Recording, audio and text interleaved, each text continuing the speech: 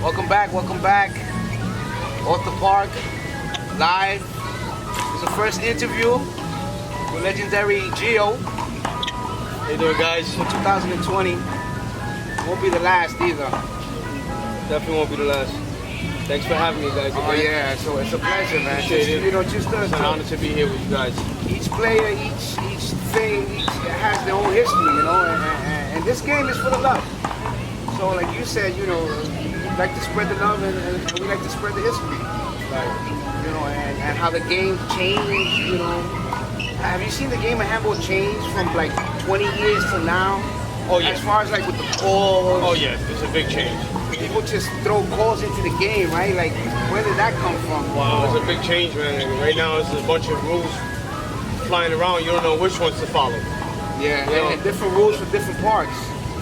That too.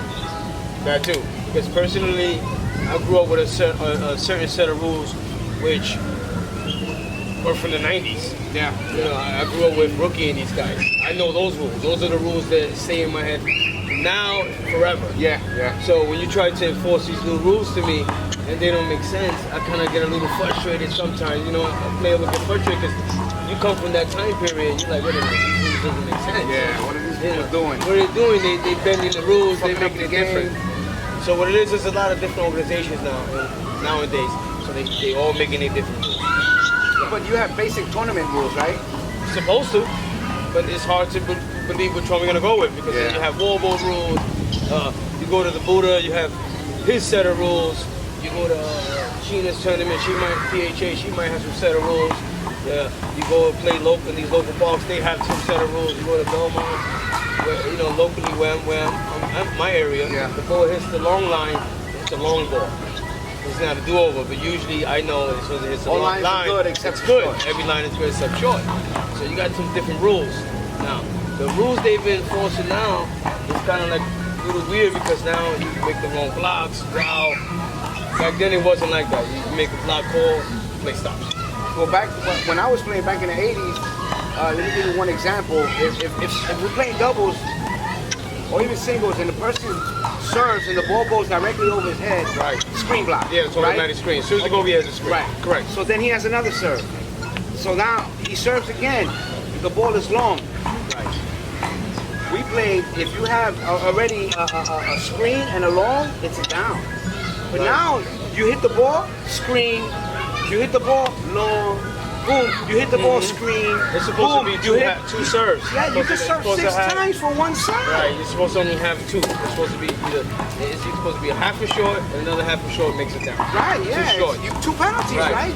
That's it. Now we they're mixing it up now. You don't know.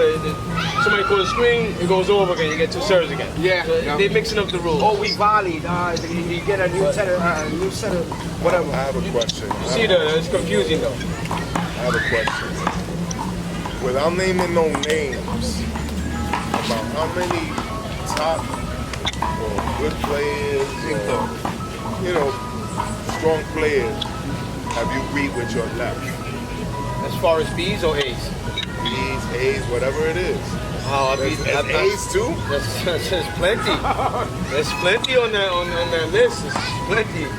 I mean, what would you like me to start from? B's? You gonna name names? You want me to name names? No, name We don't want to do that because we you know. But there's a lot. It's a lot. I beat a lot of A's and B's. A's and B's left to 2. Fonz don't know nothing about that. I beat other B players left to 2 when I wasn't. I also beat A players when they got the A card left to 2 also. I beat a couple of top B's, top A's. I snagged 1 and 2. Some good names too. Quality names. That means that Believe it. I believe it. experience comes into play. Yes, it does. And playing in different parts, different boroughs, in different states, you know, you're gonna get experience. Some of these guys make a lot of errors, right? I know they're gonna make these certain errors, so I bank on those errors. Yeah. Right? I also bank that they don't play the left side properly and smart. So I bank on that also. Because okay, I'm gonna attack this area. I'm gonna stay on this area. I'm gonna make it an opposite game, where the guy thinks it's gonna be a left to 2 game. Yeah. I'm gonna hit it to this right now. I'm gonna hit it to the weak point of the game. This is why it's called left to 2 game. So the only way to take on a game like that, you gotta play smart. Because you already have the disadvantage. Yeah. You know what I'm saying? It's two hands to one. So it's safe to say that you go in with a plan already. You have to go in with Exactly. That's you what I can't tell play that people. game without a plan. You can. That's Not left exactly. to two. You're gonna get snapped. In any game. In anything. In any game, In but any- especially that game, you cannot go in without a plan. You have to have a plan, otherwise you're gonna be on the sidelines. You can self-destruct. You can lose the game yourself. You know when people say, "Oh, you didn't win, I lost." You know that's just Right. a phrase of people saying that I wasn't playing my game, my A game. But you know, like you said, you have to go in with a plan. Definitely have to go in with a I plan. believe, and then when things You are have to keep your involved, opponent. You have to keep your opponent moving in a game like All the that. time. You have to keep your opponent moving in a game like that. It's a very coordinated. intrigue game. Wow, that's a game that you use one side of your brain on a game like that. You think you're using your whole entire brain.